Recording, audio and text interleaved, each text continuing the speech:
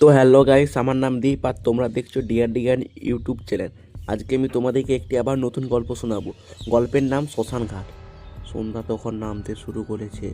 শীতের সন্ধ্যা, কুয়াশায় চারপাশ ঢাকা পড়েছে। গ্রাম থেকে একটু দূরে পুরনো শ্মশান ঘাট, যেখানে সন্ধ্যার পর কেউ যায় না। কিন্তু সেই দিন তন্ময়কে যেতে হলো। তন্ময়ের পিসিমা হঠাৎ করে মারা গেছেন, তাই তাকে দাহ করতে পরিবার সবাই এসেছে শ্মশান ঘাটে। কাঠের চিতা তৈরি করা হলো, আগুন ধরানো হলো, ধীরে ধীরে দেহটি পুড়তে শুরু করলো। আগুনের শিখাগুলো উঠেছে, কুয়াশার ভেতর দিয়ে কালো ধোঁয়া আকাশ দিকে উড়ে যাচ্ছে। সবাই ধীরে ধীরে ফিরে যেতে লাগলো, কিন্তু তন্ময়ের কিছুক্ষণ সেখানে থাকা দরকার ছিল, কারণ তাকে পুরোহিতদের নির্দেশে চিতার আগুন সম্পূর্ণ নিভে গেলে কিছু ছাই নদীতে বিসর্জন দিতে হবে। অন্যান্যরা চলে গেলে সে একাই রয়ে গেল শ্মশান ঘাটে। চারিদিক নিস্তব্ধ, মাঝে মাঝে শিয়ালের ডাক ভেসে আসছে দূর থেকে। হঠাৎ একটা ঠান্ডা বাতাস বয়ে গেল, তার গায়ে কাটা দিল। আশেপাশে তাকিয়ে দেখল চিতা ধীরে ধীরে নিভে আসছে। নদীর ওপারে একটা বড় অশ্বত্থ গাছ, তার ডালপালা কুয়াশার মধ্যে যেন নড়ছে, যেন কিছু একটা লুকিয়ে আছে ওইখানে। তন্ময় ধীরে ধীরে চিতার কাছে গিয়ে একটা লাঠি দিয়ে দেখলো আগুন এখনো পুরো নেভেনি। ঠিক তখনই সে শুনতে পেল পিছনে কারো হাঁটার শব্দ। সে চমকে উঠেছে, পিছনে তাকালো, কেউ নেই।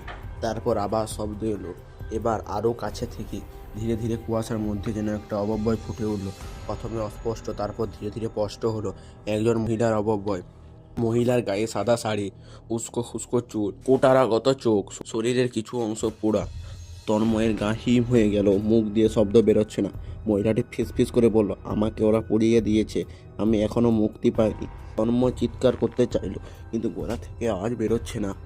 তার মনে পড়লো এই শ্মশান ঘাটে কয়েক বছর আগে এক নববধূকে তার শাশুড়ির বাড়ির লোকেরা পুড়িয়ে মেরে ফেলেছিল। সেই কেস গ্রামে বেশ আলোড়ন তুলেছিল, কিন্তু পরে ধামাচাপা পড়ে যায়। মহিলাটি তার দিকে এগিয়ে এলো, তার চোখ দুটো কাঁদছে, কিন্তু মুখে একটা বিকৃতি হাসি। তন্ময় এক পা পিছিয়ে গেল, কিন্তু তার পা যেন জমে গেছে মাটির সঙ্গে। আমায় মুক্তি দাও, মহিলার করুণ কণ্ঠস্বর তন্ময়ের কানে বাজলো। তন্ময় কিছু বুঝে ওঠার আগে মহিলাটি তার দিকে হাত বাড়ালো, এবং মুহূর্তের মধ্যে চারপাশে বাতাস আরও ঠান্ডা হয়ে গেল। তন্ময় অনুভব করলো তার শরীরে সমস্ত শক্তি যেন নিঃশেষ হয়ে যাচ্ছে। না না, কোনো মতে একটা শব্দ বেরোলো তার মুখ থেকে। ঠিক তখনই একটা ঘন্টার শব্দ হলো। শ্মশানের পাশে একটা ছোট্ট শিব মন্দির ছিল, সেইখানে নৈশ আরতির সময় ঘন্টা বাজানো হয়। মহিলাটি এক মুহূর্তের জন্য স্থির হয়ে গেল, তারপর হঠাৎ করে বিকট এক চিৎকার করে অদৃশ্য হয়ে গেল কুয়াশার মধ্যে। তন্ময় ছুটে বেরিয়ে এলো শ্মশান ঘাট থেকে, মন্দিরের দিকে ছুটে গেল সে। মন্দিরের ভিতরে গিয়ে মাথা ঠেকালো মাটিতে। পুরোহিত অবাক হয়ে তার দিকে তাকিয়ে রইলেন। পরের দিন সকালে লোকজন এসে দেখলো শ্মশান ঘাটের আগের রাতের চিতার ছাই মাঝে মহিলার পোড়াচুরি পড়ে আছে। তন্ময় সেই দিন মন্দিরে গিয়ে প্রাণ বাঁচালো। ব্যাপারটা কিন্তু এখনো শেষ হয়নি। পরের দিন থেকে তার জীবনে অদ্ভুত ঘটনাগুলো ঘটতে শুরু করলো। রাতে ঘুমানোর সময় সে অনুভব করতো কেউ যেন তার পাশে দাঁড়িয়ে আছে। মাঝ রাতে হঠাৎ ঘুম ভেঙে গেলে দেখতো জানলার পর্দায় অদ্ভুতভাবে নড়ছে, যদিও বাতাস নেই। বারবার মনে পড়ছিল সেই বিকৃতি হাসিটা, সেই ফিস ফিস কণ্ঠস্বর, আমায় মুক্তি দাও। তন্ময় ঘুমোতে পারছিল না, খাওয়া দাওয়া কমে গেল। বাড়ির লোকেরা ভাবলো সে হয়তো পিসিমার মৃত্যুতে মানসিকভাবে বিস্তব্ধ, কিন্তু তন্ময় জানতো ব্যাপারটা অন্য কিছু। একদিন রাতে সে দরজার সামান্য খট করে শব্দ শুনে উঠে বসলো। বাইরে তাকিয়ে দেখলো ঘরের দরজা একটু ফাঁক হয়ে গেছে। সে ধীরে ধীরে উঠে গেল দরজা দিয়ে, কিন্তু হঠাৎ এক শীতল বাতাস ঘরের মধ্যে প্রবেশ করলো, আর একটা ফিস ফিস কণ্ঠস্বর কানে বাজলো, ফিরে এসো শ্মশান ঘাটে। ময় চমকে গেল, শরীরে লোম খাড়া হয়ে গেল।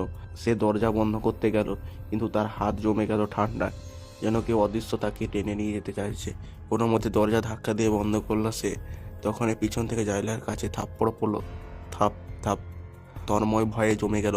জানলার ওপারে একটা ছায়ামূর্তি, সেই পোড়া মুখ, কোটারগত চোখ। আমায় মুক্তি দাও, তন্ময় চিৎকার করে উঠলো। পরের দিন গ্রামের এক বুড়ো সাধুর কাছে গিয়ে সে সমস্ত কথা বলল। সাধু গভীরভাবে শুনলো, তারপরে বলল, ও মুক্তি চাই, কিন্তু মুক্তি পাবে কীভাবে সেটা বুঝতে হবে।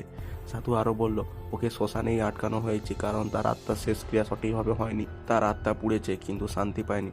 ও যতক্ষণে না ঠিকভাবে তার আত্মার মুক্তি হচ্ছে, ততক্ষণ তোর পিছু ছাড়বে না। তন্ময় আতঙ্কিত হয়ে বলল, আমি কি করব? সাধু একটা উপায় বললেন। তাকে আবার শ্মশান ঘাটে যেতে হবে, সেইখানে মহিলার জন্য একটা বিশেষ পূজা করতে হবে, আগুন আর গঙ্গার জলে তার আত্মাকে শান্তি দিতে হবে। তন্ময় জানতো এটা সহজ কাজ নয়। পরের দিন গভীর রাতে সে আবার গেল সেই শ্মশান ঘাটে, হাতে গঙ্গা জল, ধূপ আর কিছু পবিত্র সামগ্রী। পূজার জন্য সে বসতেই চারপাশে নিস্তব্ধ হয়ে গেল। বাতাস থেমে গেল। নদীর ধারে অশ্বত্থ গাছের ডালগুলো যেন কাঁপতে শুরু করলো, অথচ বাতাস নেই। তারপরেই একটা দীর্ঘ শ্বাসের শব্দ শোনা গেল। কেউ যেন তার পাশে দাঁড়িয়ে নিঃশ্বাস ফেলছে। তন্ময় মুখ তুলতে দেখলো সে সামনেই দাঁড়িয়ে আছে পোড়া নববধূ।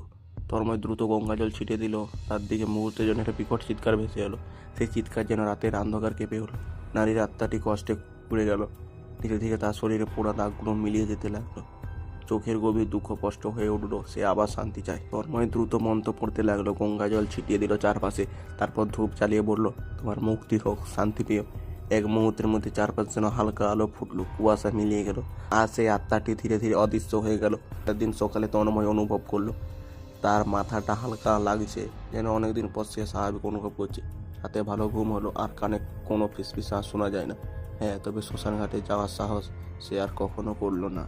বন্ধুরা, গল্পটা আমি এখানেই শেষ করছি। যদি গল্পটি ভালো হয়ে থাকে অবশ্যই লাইক, কমেন্ট, সাবস্ক্রাইব করে দিও। আর ঠিক কালকে সন্ধ্যে 6টার সময় নতুন ভিডিও আসছে। ধন্যবাদ।